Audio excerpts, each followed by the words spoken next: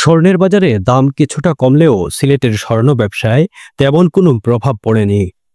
প্রবাসী অধ্যুষিত সিলেটে সাধারণত স্বর্ণ কেনাবেচা বেশি হয়, কিন্তু বর্তমান পরিস্থিতিতে বিক্রির অভাবে হতাশ ব্যবসায়ীরা। দাম যত কমের কাস্টমার আসলে বাজারের গতি এখনো স্থিতি নাই। আপ ডাউন যত সময় পর্যন্ত একটা বাজারের রেটটা পুরা ঠিক হইতো না, এর আগে তো মানে বাজার কাস্টমার আর দেখের এইভাবেই আমরা চলতেছি। কিছুদিন ধরিয়া তো ব্যবসার কোনো গতি ঠিক নাই। এখন যত সময় পর্যন্ত বাজার নিয়ন্ত্রণও না আইছে তার এখন তো সব কিন্তু সবের একটা বাজেট থাকে, মানে সোনা গয়নার ব্যাপারে হয়েছে গিয়া মানুষের একটা নির্দিষ্ট একটা বাজেট থাকে, সবের তো আর এই আয় ইনকামের উপরে তো একটা অনেক জিনিস আছে। বিশ্লেষকরা বলছেন, প্রবাসীদের পাঠানো অর্থ কমে যাওয়ায় সিলেটের স্থানীয় বাজারে এর সরাসরি প্রভাব পড়ছে। এতে স্বর্ণের মতো বিলাসী পণ্যের কেনাবেচা আরও কমে গেছে। ব্যবসা কিন্তু খুব বড় এখন কষ্টের ব্যাপার হয়ে দাঁড়াইছে, কারণ মানুষের আনাগোনা হয় না। বিশেষ করে এটা কিন্তু আপনার প্রবাসীর উপরে কিছু ডিপেন্ডস করে। আমাদের তো বেশিরভাগ সিলেট মানে বিদেশি নির্ভরশীল, কারণ এখানে বিদেশি পর্যটকও বেশি থাকে, সব মিলাইয়া সবাই আসে। এই হিসাবে এখন একটু কম, মোটামুটি যদি আমরা ব্যবসা টিকাইয়া রাখাটা এখন কষ্ট হয়ে যায়।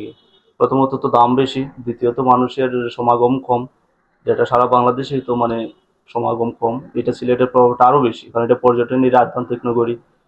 আমরা মনে করেন যে শেষ সিজনটা বিশেষ করে আমরা ইউরোপ আমেরিকার মতো মানে কাস্টমার সবচেয়ে বেশি থাকতো।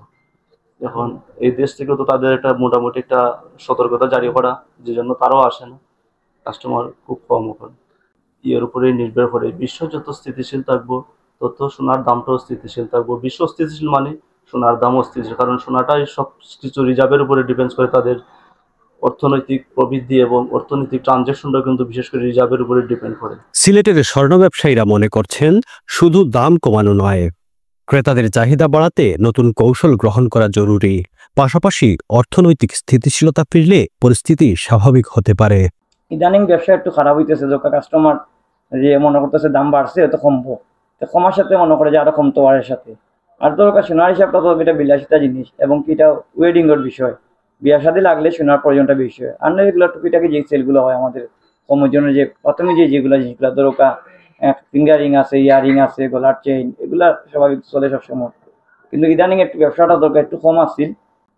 সারা বাজার যদি কম থাকে, আন্তর্জাতিক বাজারে কমে, আমরা দেশে যদি সোনা কমে দাম, তাহলে দেখা যায় যে আমরা আপনার ব্যবসাটা আরো ভালো করতাম, আশা করা আরো ভালো ব্যবসায়ী পাবো। সেক্ষেত্রে অনেক কাস্টমার আছে দেখা যায় যেগুলা প্রয়োজন নাই, কিংবা মেয়েটা যদি বানাইমো আমার এক সপ্তাহ পরে লইব, এক মাস পরে বানাইলে হইব। এই ধরনের কিছু কাস্টমার হয়তো আপনার যদি দেখা যায় এটা ওয়েডিং করে, যে ওয়েট করে যে সামনে কমলে এটা আমরা বানাই নি। বাজারের এই স্থবিরতা দীর্ঘমেয়াদী হলে স্বর্ণ ব্যবসায় আরও সংকট দেখা দিতে পারে বলে আশঙ্কা করছেন সংশ্লিষ্টরা।